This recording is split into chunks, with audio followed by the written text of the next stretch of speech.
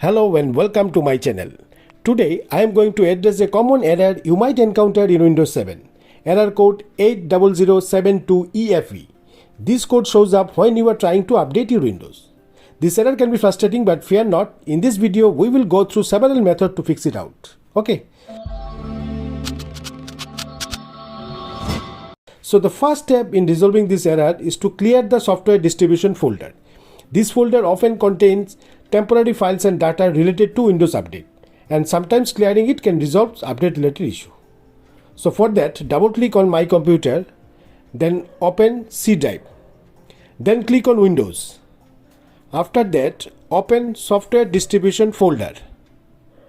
Once you are in the Software Distribution folder, select all the files and folders inside it by pressing Ctrl+A on your keyboard.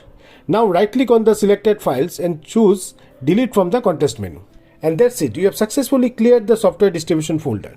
If you are still encountering the same error, don't worry, we will get another solution for you. So now open your preferred web browser.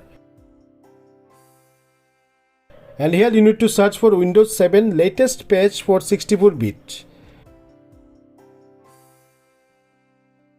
And after that, head to the official Microsoft website. Once you are there, click on Download.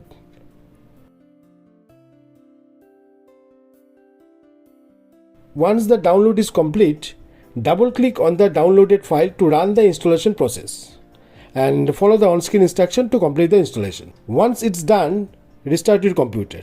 Now let's see if the error persists, and you can see the problem has been resolved. Here you can see Windows Get Start searching for the new updates. Okay, so that's it.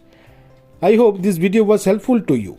If you have any questions or if you would like to see more tutorials like this, don't hesitate to leave a comment down below. And as always, don't forget to like, share and subscribe for more videos like this. Thanks for watching.